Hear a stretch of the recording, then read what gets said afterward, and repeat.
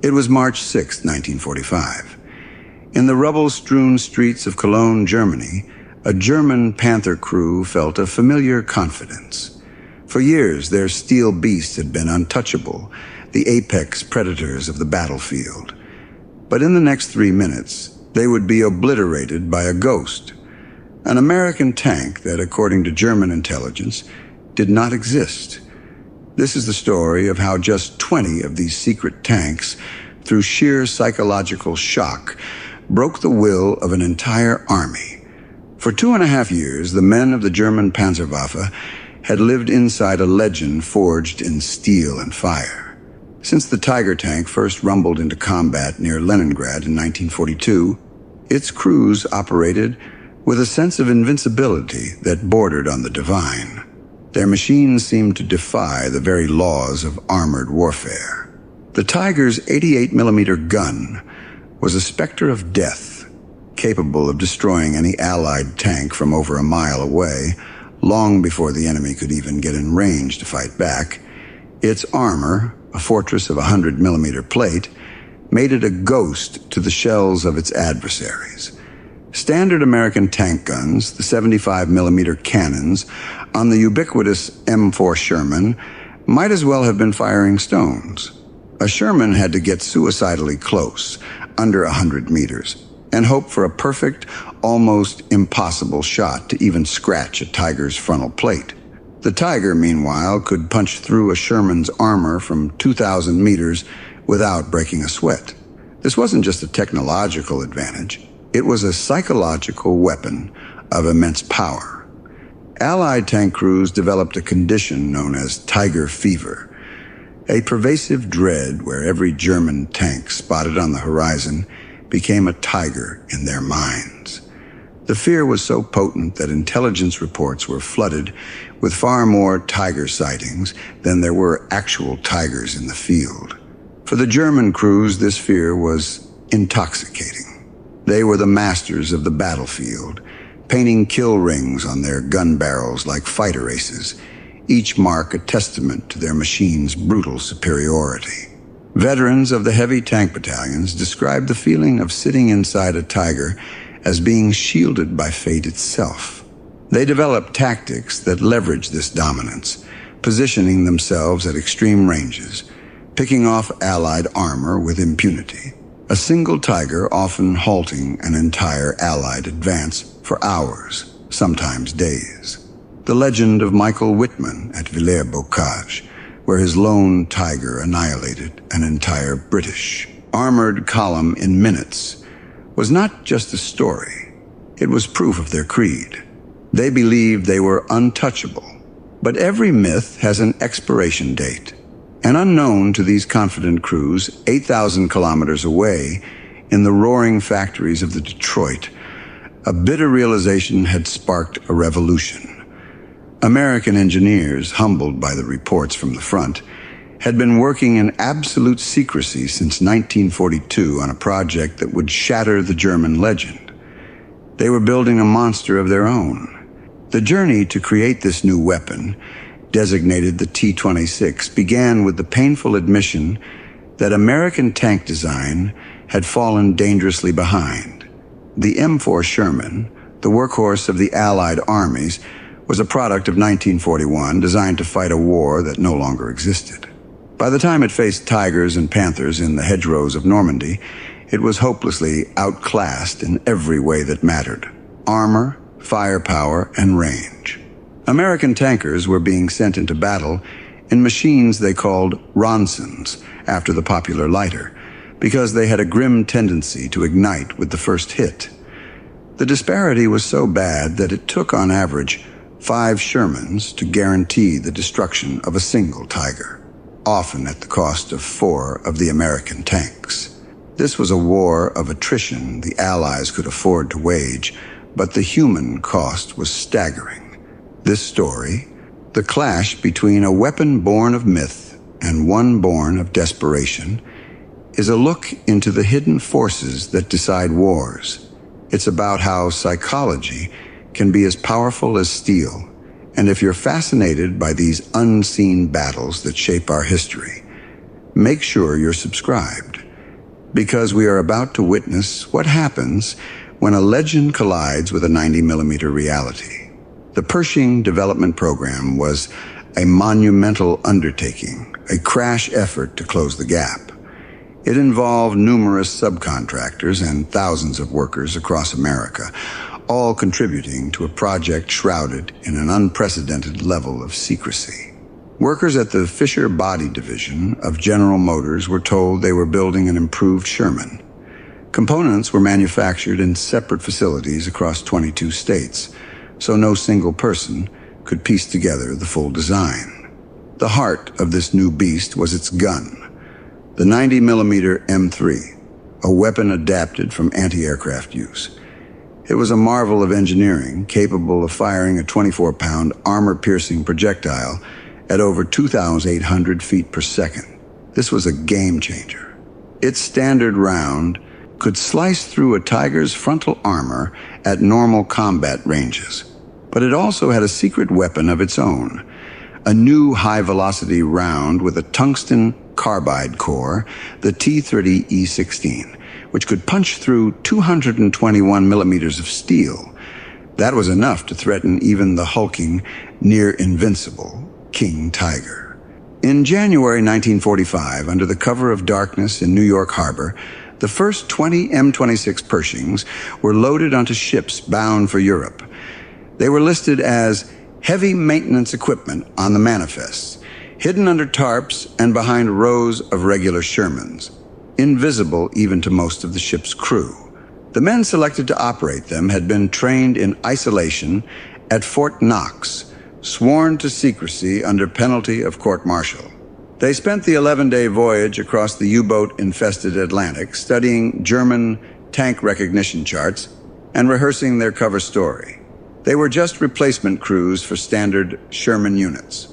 They arrived in Antwerp on January 26th and were whisked away by special trains to the 3rd Armored Division's maintenance depot.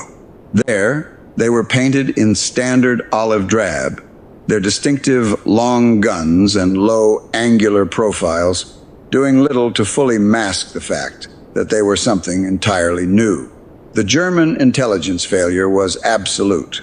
The Wehrmacht, despite having one of the most effective intelligence services of the war, had no idea the Pershing existed.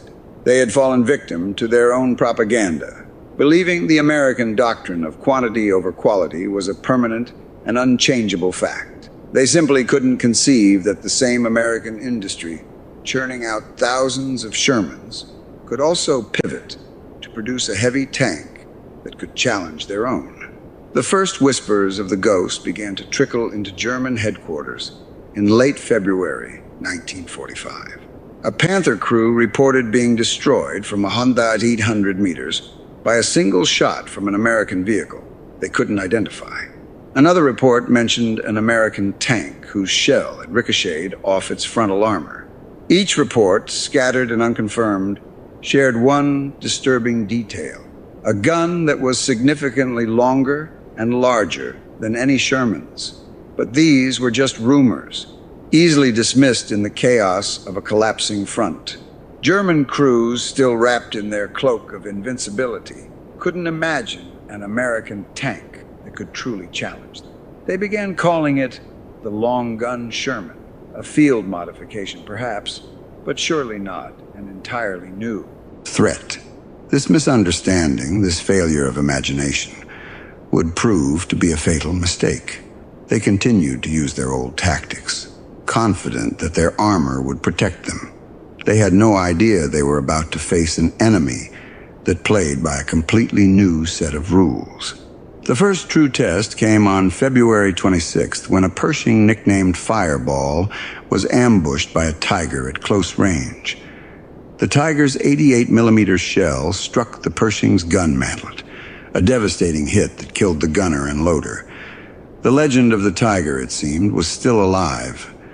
But here, the other half of the American advantage came into play. The damaged Pershing wasn't abandoned or written off. It was recovered, repaired, and returned to service just 10 days later, a testament to the incredible American maintenance and recovery capabilities that the Germans, starved of resources, could no longer match. The Ghost had been wounded, but it was not defeated, and it was learning. Then came March 6th, Cologne Cathedral Square, the scene that would become the most documented tank duel of the entire war, captured for all time by the steady hand of a Signal Corps cameraman named Jim Bates. Commanding a Panther from Panzer Brigade 106, Wilhelm Bartelborth felt secure. The open square gave him clear fields of fire, and his position behind a pile of rubble offered excellent cover. Around 3:20 p.m., he spotted movement. Through his periscope, he saw what he assumed was another one of these strange Sherman variants with the long gun. At 300 meters, it was point-blank range for his high-velocity 75mm cannon. He gave the order to fire. The Panther's shell streaked across the square and struck the American tank's frontal armor. But then, the impossible happened.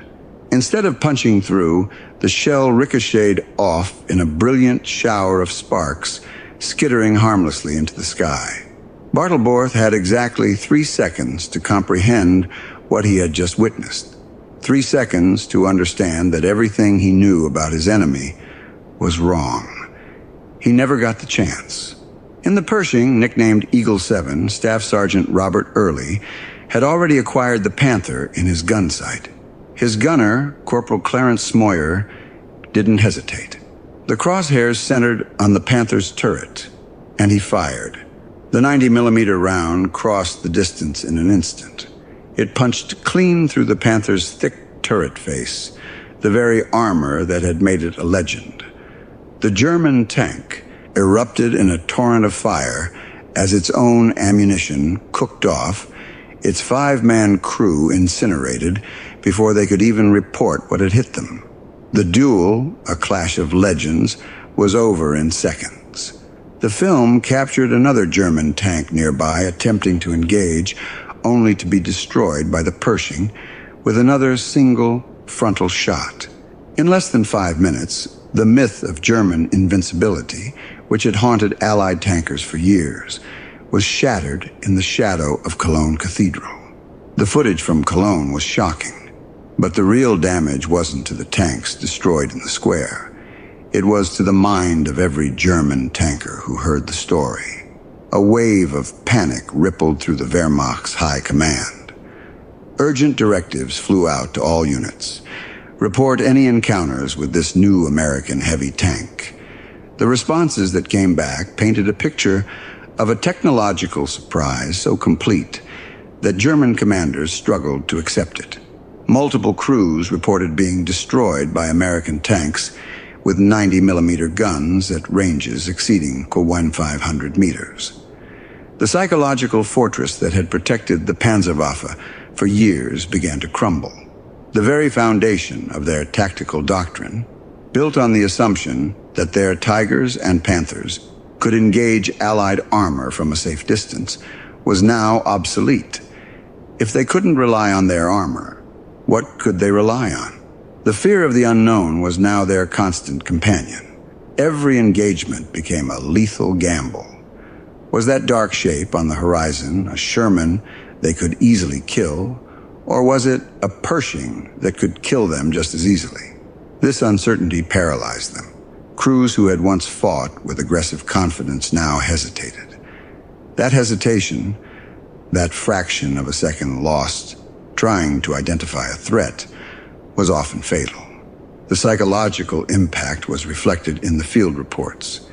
There was a sudden spike in mechanical breakdowns resulting in tank abandonment. Crews who would have previously risked their lives under fire to fix a thrown track now declared their vehicles irreparable at the first sign of trouble.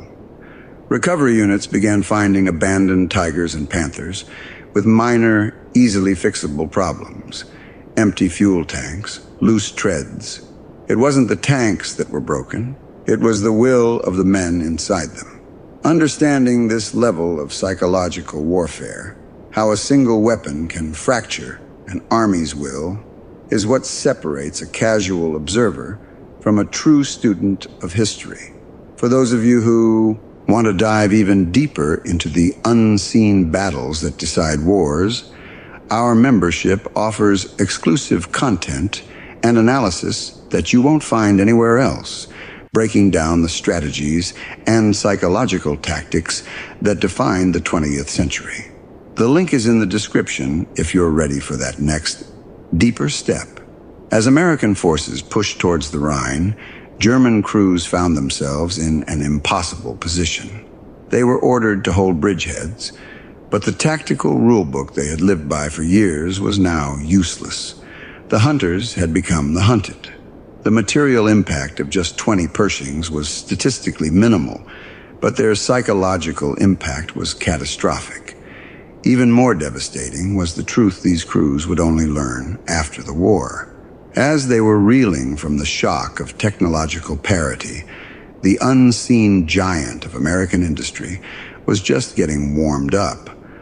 While Germany, its factories bombed to ruins, struggled to produce even 100 tanks a month, American factories produced over 2,200 M26 Pershings by the end of 1945.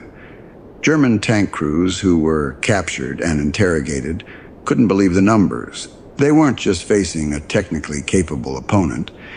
They were facing an industrial behemoth that could replace its losses at a rate Germany couldn't match even at its pre-war peak. It was a war of numbers they could never hope to win. For years, they had been told that German engineering was inherently superior. They had sacrificed crew comfort, reliability, and ease of maintenance in pursuit of technological perfection.